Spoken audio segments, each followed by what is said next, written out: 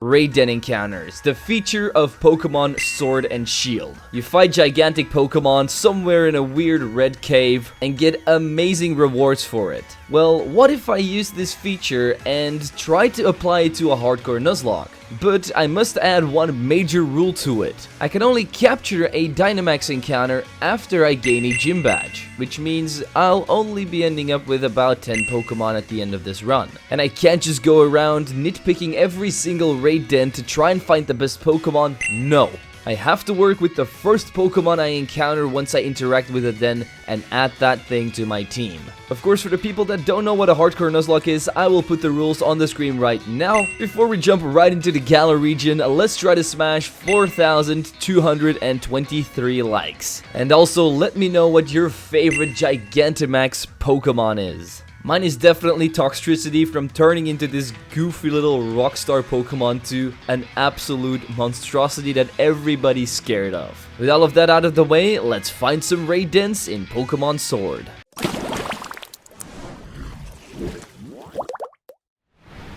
I decided to pick the character that's blonde this time, which is the opposite of me. And since we're going to be doing a lot of raids, I named myself Raider. In the intro, we see the guy with the worst fashion style ever fighting a vampire that's been in the sun a little bit too much. And we get our first look at a very, very big Pokemon, which we'll be seeing quite a lot more of. Once we get home, we grab our hat and our backpack and immediately head outside. No, stop! What are you doing? What are you doing? What are you doing? What are you doing? We head to the first town, meet up with Leon, and go back to our house to grab our starter Pokemon. It doesn't really matter who I go with, so I decided to go with Grookey, since that's the first Pokemon I chose in my first ever Pokemon Sword playthrough. We invent the best handshake ever, and then take on our rival Hop immediately. He might have 2 Pokemon, which seems like an advantage, but really isn't, since we just scratched our way through his entire team. And then we enter the Slumbering Wealth, which is filled with fog, and I could definitely use some defog right now. Guess this is kind of giving me PTSD from the fog in Pokemon Diamond and Pearl. What the dog doing? Eventually, we find a place with a bunch of knowledge. And the cutest little puppy Yamper, of course. Once we get our Pokedex here, we head on over to the next rival battle, which went exactly the same way as last time, with me scratching a lot of Pokemon. At the end, Leon sees our potential and gives us a letter of endorsement, while meteorites are literally falling from the skies 2 meters from where we're standing. Our mom then puts us on the first train away from her, and we get stranded in the wild area with lots of dangerous Pokemon and, of course, raid dens. So we can get our first encounter here. I talked to my first den ever and saw that a Stunky was in it. That's kind of Uh-oh. Stinky. Somehow I was able to defeat this Stunky, which was level 18, with my level 12 Grookey, and of course the worst team you've ever seen in your life. But Killmonger here will be our first team member, which means we have to get rid of Grookey now. I'm actually going to allow myself to get 2 Pokemon before the first gym to make my team a little bit more diverse. And the second Pokemon I found was Dewpider, which I'm pretty happy about, since Araquanid is a very good specially defensive tank. And this also means that we already have our coverage for the fire type gym. We then make our way to Hammerlock City, where we meet up with the clone of Misty and get ourselves some new drip.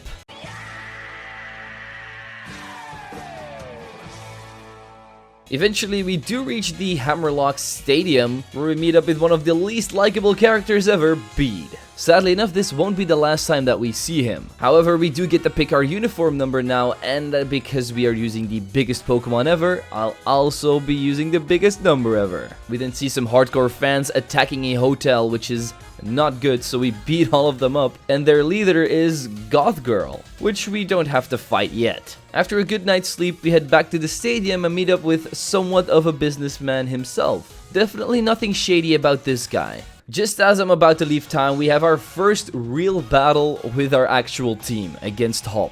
Of course, Hop stood no chance to my Dewpider, as it takes out the Wooloo and Rookidee with bubble beams, and eventually we go into his last Pokemon, Sobble, who is able to get me down to 7 HP with its pounds, but our bug bites eventually do overpower it. And I did forget to say that my Dewpider actually has a minus attack nature, so it's not as good as I thought it was gonna be. We then play a little bit of Minecraft and eventually encounter the Ender Dragon. Oh wait, it's just Bede. The man has a full team of psychic types, and I have a dark and a bug type, so you might already know how this went. Dewpider beat his Solosis to a pulp, and once Dewpider got low on health, I just brought in Killmonger and bit the last two Pokemon Gothita and Hatena to win my first battle against Bede. Now it's time for some trials, as we have to push rolling sheep into piles of hay to make them shoot off into space. This definitely wasn't too hard for me to do, even with the annoying barking dog here and there. Eventually we find the sheep herder himself in the middle of a stadium. His name is Milo, which coincidentally is the same name as my cat. But he of course specializes in grass types, and since we have two Pokemon that are super effective against both of his, we should not be able to lose here. As I predicted, we easily take out the first Pokemon Gossifleur with some Leech Lives, but then he brings out Eldegoss, who is going to Dynamax on his first turn. Just like me, I'm going to Dynamax my Dewpider. I use Max Flutter Bite to lower its special attack by 2 stages, but then my Dewpider gets into red health, so I swap into Stunky, who immediately gets hit with a critical hit Max Overgrowth, leaving me with barely any HP remaining. Luckily, I gave it an Aurum Berry, which gave it 10 HP back, as well as the Grassy Terrain giving me 3 HP back. Without this recovery, my Stunky definitely would have died. But now that its Dynamax has run out, its Magical Leaf is not going to be able to kill me, and I can counter back with 2 Acid Sprays to kill the Eldegoss and grab my first Gym Badge. We then help this doctor who apparently invents bikes by scaring off Team Yell again, and he basically gives me the equivalent of an electric bike, which I'm pretty happy with, because now we can zoom everywhere we want. But like a moron, I just went zoomies on hop and forgot to heal up my Pokemon, which means that my Dewpider is going into this battle without having full HP. That's no problem though, because we use Leech Life on Wooloo to get some HP back and then take it out with Bubble Beam. But then he brings out Corvisquire, so now I have to swap in Stunky. I was able to take down this Corvisquire by spamming Bite for 5 turns in a row, and I also got hit with a Fury Attack and a Peck in the process, leaving me with only 30 HP going into the last Pokemon Drizzile. But I decided to go into Dewpider instead because he could take the Water Pulses a little bit better. I then also used Infestation to try and rack up the damage each turn, and with the recovery of Leech Life, it was not able to outdamage me, and eventually we come out on top again. Once the battle is done, our team gets a big boost by evolving my Dewpider into an Araquanid, and grabbing our next Radiant encounter, which was a Budju, which normally, if it wasn't a baby Pokemon, would definitely be great at taking on the next gym leader Nessa, but I don't think its stats are up to snuff yet. And if you thought that I had drip, you should take a look at Rose. I mean, the man is rocking the best fashion straight out of Milan. After a little bit of talking with this strange specimen, we eventually reach the second gym, and I absolutely love this gym's design. It reminds me of one of those water parks that you used to go to as a kid and absolutely just had the best time of your life in. That's enough nostalgia though, let's try to take on Nessa here. And she's prepared to try and wash me away. She leads off with Goldeen, a pretty useless Pokemon, so my Araquanid takes it out with 2 Leech Lives, and we're still at full HP. The next Pokemon, Aracuda, can also not really touch me, so we Leech Life it again. But her last Pokemon is a Dreadnought, a Rock Water type, and that Rock part might be a little bit of an obstacle for my Araquanid to get over, if it actually had Rock type moves.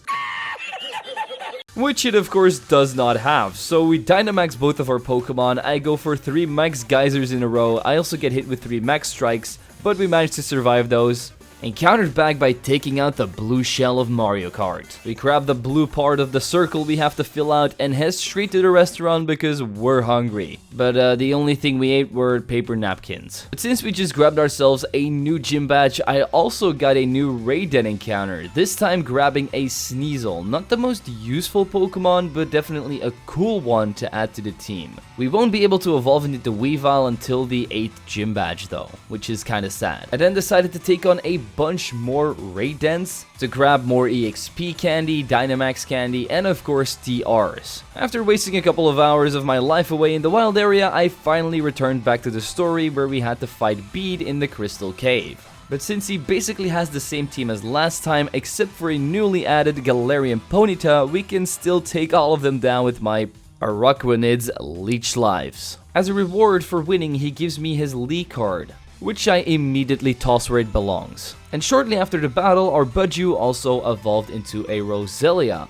which means it finally loves us enough. but I ain't no sim for no flower. What I am a fan of though is progressing through his story really fast, so we help Kabu out by defeating some more Team Yell members, head out of the cave and go straight back to Motorstoke where we meet up with Marnie at the same hotel as last time. And we also have our first battle with her, right here in the hotel lobby. She has a Krogunk, a Scraggy, and also a Morpeko, which is a Pokemon I totally forgot existed. But we do have our newly evolved Roselia on the team now, which just set up 3 growths, took out the Krogunk, Scraggy, and Morpeko, all with just a single seed bomb. After a good night's sleep, we went back to the Motorstoke Stadium to finally take on Kabu. But first we have to do his trial challenge, where we had a little bit of a dispute with all of his gym trainers, because they decided to attack me.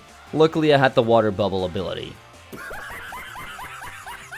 Once we were done taking out all of the fire-type Pokemon, it's time to take on the fire-type gym leader himself. Araquanid immediately starts putting in the work with its newly acquired move, Waterfall. It managed to one-shot the Ninetales since it went for Will-O-Wisp, but I can't be burned because of my ability, which is great. Once he brings in Arcanine, I swap out Araquanid for Stunky to get rid of the Intimidate, and then in the turn after, I swap Araquanid back in. Since my attack is no longer lowered, I Dynamax my Araquanid and use Max Geyser to take out the Arcanine and also put up the Rain. This Rain is very important for the next Pokemon Centiskorch, because once it Gigantamaxes, I can just one-shot it with the attack boost from the Rain, basically sweeping his entire team with only Araquanid, and this is all the damage it can cause with a minus attack nature. I can't even imagine how good it would be with a actual good nature. Once we leave the stadium, we get a final goodbye of our 3 gym leaders here, and then we head into the wild area as we have also just unlocked a totally new area. I'm not going to grab my next raid den encounter yet, because first I head on over to Hammerlock. I just realized that I've been calling Motorstoke Hammerlock for this entire video.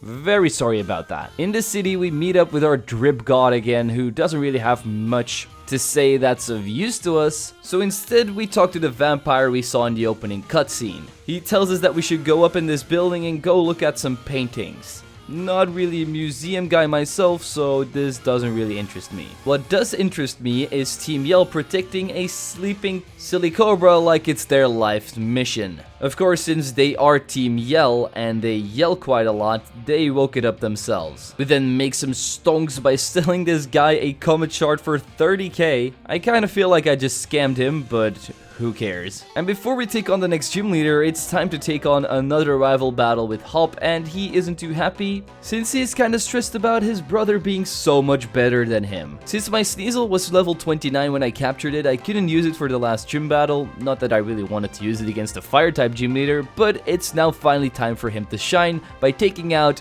Hop's Cramorant with Throat Chop. He then sends in his new Pokemon Silicobra, who I'm going to counter by bringing in Araquanid, taking it out with a Waterfall, but also getting paralyzed by a Glare. His starter comes out next, but we have our Roselia in the bag now. So once I bring it out and hit it with a Giga Drain, Drizzile is no more. His last Pokemon is a Toxel, so I decide to fight Poison with Poison by bringing out Stunky, and with just a couple of Throat Chops, Toxel falls. So now we have access to the 4th gym, which is led by B. Before we take on B though, I grabbed my next Raiden encounter, and the first thing I found was a Drillbur. I absolutely love Excadrill myself, so I am so happy about this. But there is a big downfall here, because this Drillbur has a minus speed nature, and I like Excadrill speed when it's not lowered. We're just going to have to live with it, and before we take on the gym, we do a couple more things. First, I go to the Digging Brothers, because I desperately needed a shiny stone to evolve my Roselia. Luckily, I've already taken on about 30 or 40 raid den encounters at this point, so I have more than enough watts to spend on this. They did kinda scam me though, because I had to spend more than 6,000 watts, but eventually I got my shiny stone and evolved Roselia into Roserade. This wasn't the only evolution that occurred though. My Stunky also evolved into Skuntank, and of course my Drillbur is going to evolve into Excadrill. Then play a game out of my childhood, Beyblade.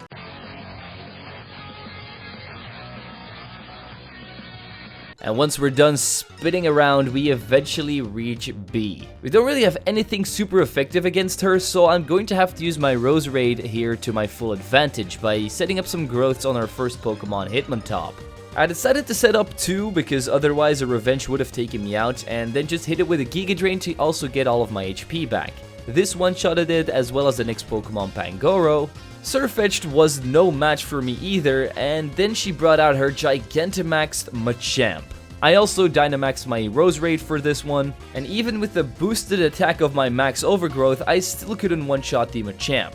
I also got hit with a Max Darkness, but that didn't really do too much, so another Max Overgrowth finally finishes it off. 4 gym badges acquired. Time to see some war crimes by breaking a national monument. Of course, there's no police to stop him, so let's let the 12-year-old do it. Because my Skuntank is now stronger than ever, we just throat chop every single one of his Pokemon, sweeping right through them, calling up Mr. Rose, who puts Bede behind bars forever. Even though what he did was actually a good thing, as we see a beautiful statue of some good doggies. The next gym is very close by, so I decide to grab my Raid Den encounter immediately, but I'm very disappointed with it because it's a Woobat, which is one of my least favorite Pokemon of all time. It's kind of a lazy Zubat redesign in my opinion. But anyway, after giving it some friendship berries, we immediately evolve it into Swoobat, who doesn't look any better. In the town just before the 5th gym leader, we grab the Eviolite, which is going to be nice on our Sneasel, and then we see Opal, one of the oldest gym leaders you've ever seen. 88 years old right there. I would say she looks stunning for her age. And I also know what her favorite breakfast is. Omelets. Which is also my favorite breakfast, so we already have something in common. Once we defeated her trial, we then got the opportunity to battle her, which is not too hard if you answer the first question right, which rose my speed sharply, and made me take out her Galarian Weezing with some poison jabs, but then she brought out her Togekiss, and I answered a question wrong because I thought her favorite color was actually pink, when it's actually purple. This made my special defense fall harshly, but this was no problem since we still took out the Togekiss with Poison Jab. The next Pokemon was Mawile anyway, which caused me to swap out into Excadrill. Using 2 high horsepowers was enough to take that thing down, but then she brought out her Alcremie, and I answered another question wrong, her age. And this dropped my attack harshly. So I decided to swap out into Roserade and just spam Giga Drains while it Gigantamaxes and uses G-Max Finale. I decided to stall it out for 3 turns so that its Gigantamax form would just go away. And then I sent out Araquanid, who I just learned Poison Jab via TR. And with only 3 of those, we defeat Alcremie and Opal all together. 5 gym badges acquired, over halfway there, and now we walk with Opal all the way back to Hammerlock, which was a pretty romantic trip, but we had to part ways at the end once she saw Bede and started simping for him. And then also decided to get myself a new trim. I like it, cut G. And now we can explore the other part of the Galar region, but just before we get access to Route 7, of course, Hop is going to want to battle us again. He started out with a new Pokemon, Trevenant, who survived the Throat Chop, hit back with a Horn Leech, then he healed it up, and then I took it out with another one. Heatmore then came out, and I knew my Sneasel wasn't going to be able to survive a hit from it, so I brought in Araquanid and Waterfalled it once to take it out. For Bolt Hunt, I had an easy answer, Excadrill's high horsepower. Then it was Inteleon versus Inteleon Killer. Bourla just went for a single Giga Drain and took it out. His last Pokemon is now going to be a Snorlax, and I didn't really have a clear answer for Snorlax, so I just brought in Skuntank, went for the Poison Jab and some Throat Chops, and that was the end of our big fat boy. I then got attacked by the army on the next route, which was very scary to say the least.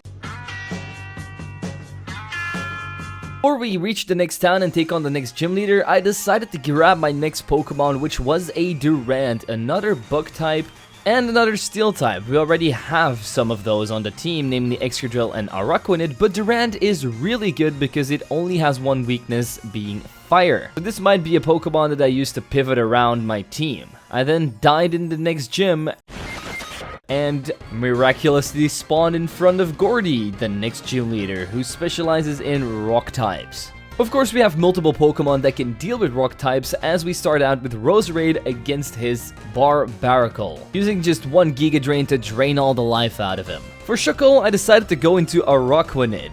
I went for a couple of waterfalls, but I also got hit with 3 rock tombs, lowering my speed for the next couple of Pokemon, which will not be too great. Once the Shuckle went down, he did bring in Stonjourner, and on this turn I decided to Dynamax again, going for the Max Geyser and setting up the rain against his final Pokemon, Gigantamax Colossal, who because of the speed lowerings of Rock Tomb now outspeeds me and hit me with a G-Max Volcalith, which didn't really do that much damage. I could counter back with one single Max Geyser, and that's Gordy defeated. Once we're done with the gym, we grab our gym badge and go to the local burger restaurant to look at some art, which is something I do every time I enter a fast food restaurant. After a short trip to the spa with the crew, Hob decided to go all out on me, which was a little inappropriate, but we put him in his place rather quickly, as his trusty Wooloo had now evolved into a Dubwool. We countered that by just using Roserade's Giga Drains and eventually taking it out. I had no clear answer for the next Pokemon Corviknight, so I just brought out my Skuntank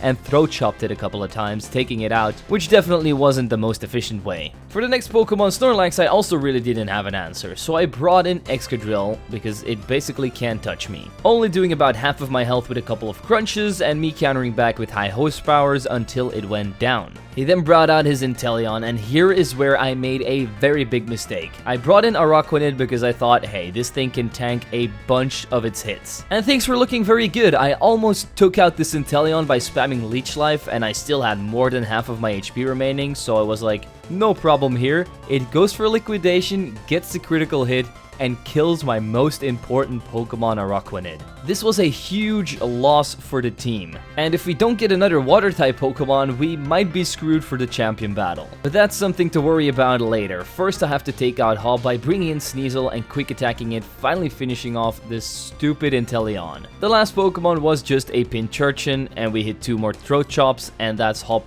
defeated. I went back to the wild area to grab my next encounter and sort of replace Araquanid. While we didn't really get a water type, we did get a very useful Pokemon in Hawlucha, who can cover a bunch of weaknesses that we couldn't really cover before. Of course, Team Yell is once again added by harassing some local turtles. I like turtles. Once we saved our little Shelly friends, we eventually get ourselves the water bike. The only thing we need now is a flying bike, which you basically get in Scarlet and Violet. Anyway, with a little bit of cycling later, we eventually reach Spikemuth, the home of the 7 gym leader Piers. But before we can get in, we have to beat Marnie in another Pokemon battle. You know, since everybody in this game sees me as their rival. And I kinda disrespected Marnie here by bringing in Hawlucha not at full health. I immediately took out our first Pokemon Liepard with Flying Press, but then Morpeko came out.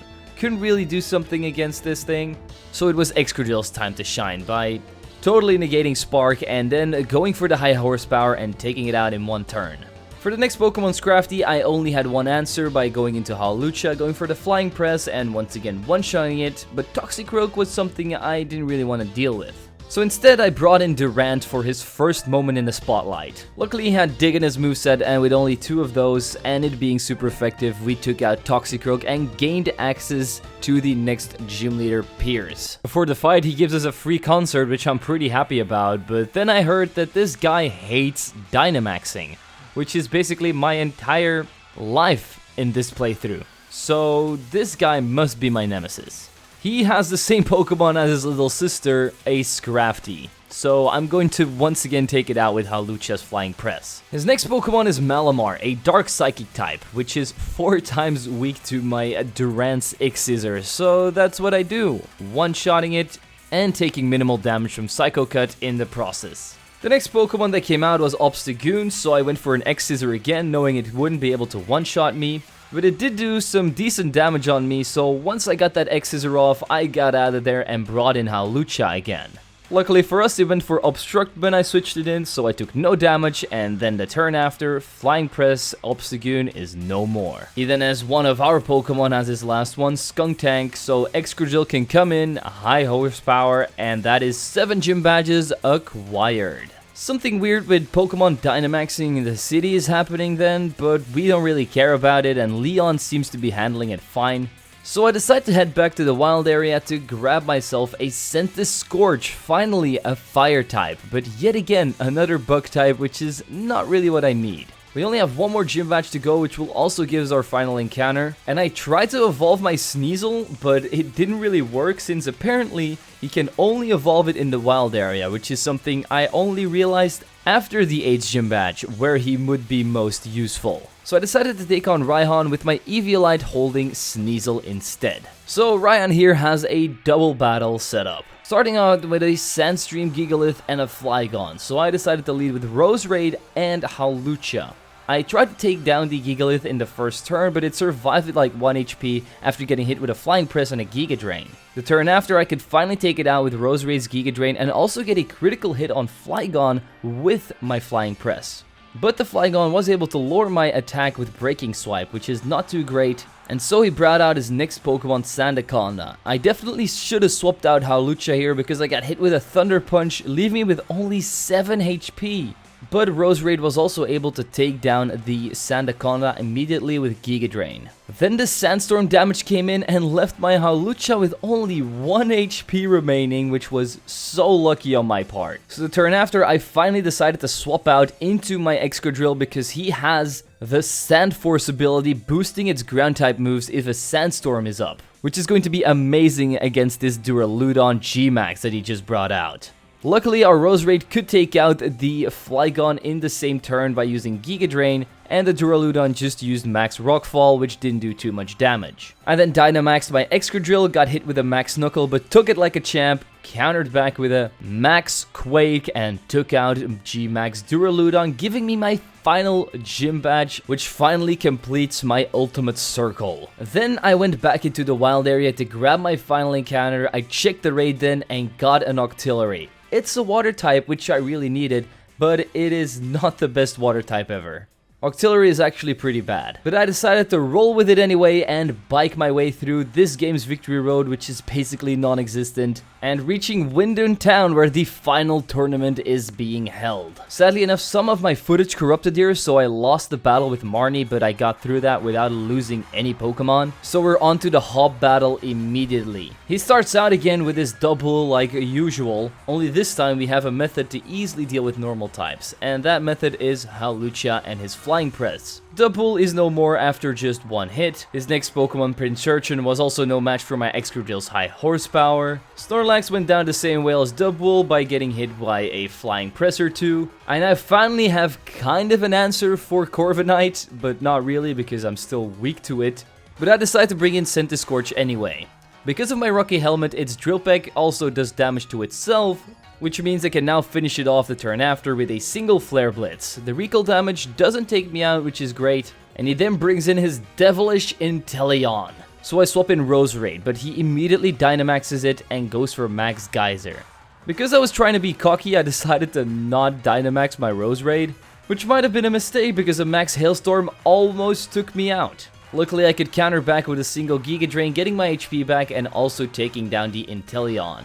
And that's Hob defeated. A very nice first day of battles, almost losing my Roserade, but that's about it. So let's head back to the hotel, get a good night's sleep, and continue the tournament tomorrow. But first we get stopped by Oleana, because apparently Leon and Chairman Rose are in a very important meeting, and we can't go see them, which means that we have to go play hide and seek with the hard workers of Mr. Rose's company. Listen man, I think you and I are both getting too old for this. And so just as we're about to head into the Rose Tower, we get stopped by a blockade of his employees. Of course, Piers is able to pull a microphone out of his ass, which makes everybody go crazy, and in between all the ruckus we can slip by and head on over to the Rose Tower, eventually reach the top, where Oleana is going mad for some reason. Like her hair starts floating all anime style, and she definitely gives off some bad vibes. This just indicates more that something is going on with Chairman Rose, so we decide to take her on in a Pokemon battle to see what's going on. She started out with a Frostlass, who my Skuntank can deal with a single Throat Chop. My Lodic was no match for my Roserade's Giga Drains. It's time for Octillery to show his roots and see what he's all about by taking out Salazzle with a single Surf. I thought, hey, Serena can't do anything against Durand, but it was able to do a lot more damage than I anticipated by hitting me with 2 Acrobatics and bringing me down to only 28 HP. Luckily, I could just hit 2 X-Scissors and that was the end of Serena. Her last Pokemon perfectly reflects her personality, a G-Max Garbodor, and I decide to flex on her even more by not Dynamaxing my Excadrill at all and just taking it out with a single Earthquake. This finally allows us to see Leon and Chairman Rose, who just dismissed the entire thing as if nothing just happened. But Chairman Rose definitely has something in the back of his mind. But we're not going to pay any more attention to it and just head on over to the tournament once again and challenge 3 past gym leaders. Oh, and beat, because he just interrupted the entire tournament and everybody's mad at him. But his entire team was easily overpowered by my Excadrill. I did decide to start out with Roserade to get rid of the Intimidate from Mawile,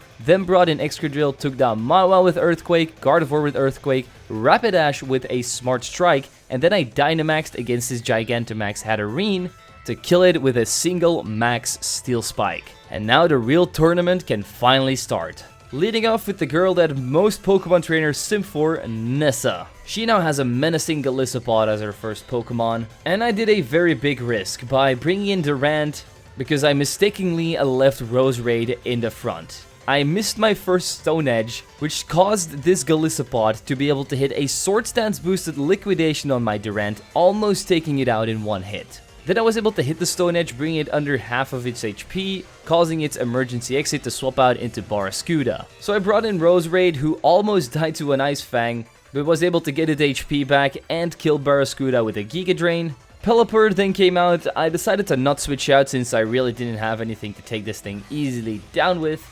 I hit a couple of Giga Drains, finally taking it out, but it was able to set up a Tailwind, which means its entire team is going to be way faster. But she brought out Seeking instead and set up an Aqua Ring, which was so useless that we could one-shot it with Giga Drain and get all of our HP back.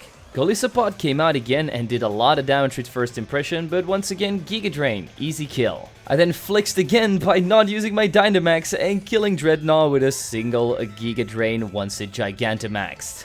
Nessa defeated, onto the next gym leader, B. And for her, I finally took out my Swoobat and gave it a little bit of time to shine. I set up some Calm Mites on her first Pokemon, Hawlucha, then took it out with Psychic. Surfetched, Phalanx, and Graplocked all shared the same fate by going down by Psychics, but then she brought in her G-Max Machamp.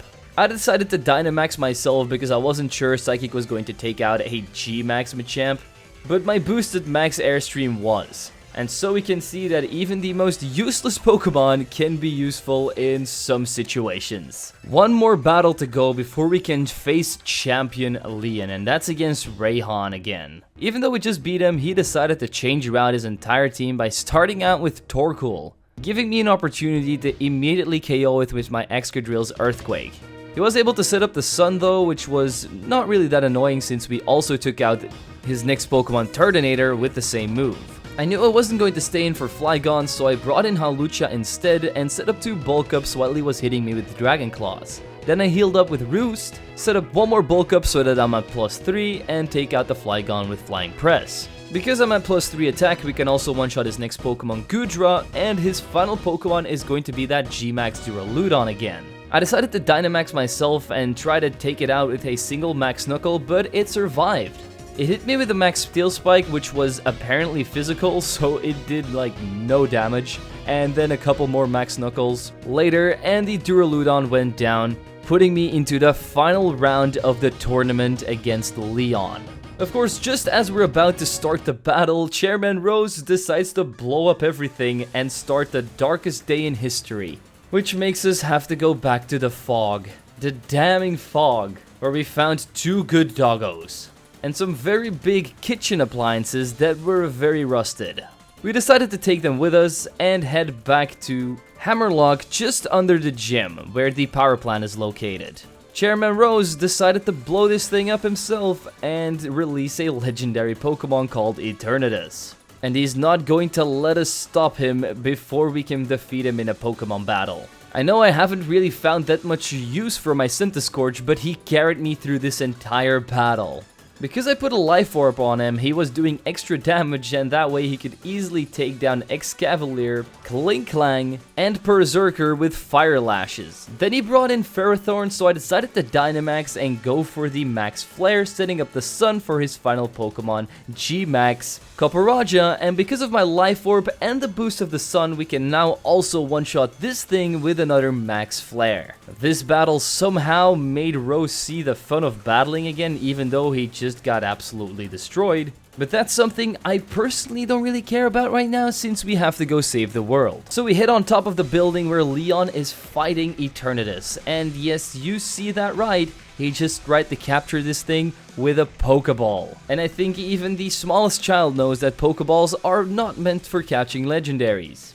But I guess Leon just isn't the brightest out there. So we decide to take on Eternatus ourselves since his entire team is wiped out. And Eternatus is definitely very scary to deal with, but we have an Excadrill that can tank a Flamethrower, counter back with Earthquake, and easily take it out with one hit.